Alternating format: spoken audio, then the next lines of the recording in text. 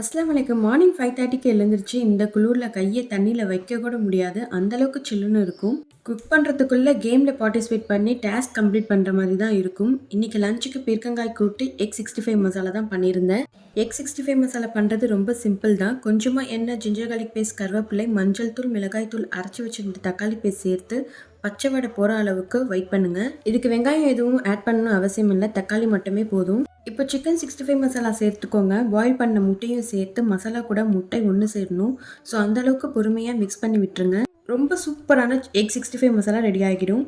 Rice கூட இந்த மசாலாவை மிக்ஸ் பண்ணி சாப்பிட்டு பாருங்கள். ரொம்ப ரொம்ப சூப்பராக இருக்கும். ட்ரை பண்ணி பாருங்கள். சைட் பை சைட் பீர்க்கங்காவும் குக் ஆகிடுச்சு.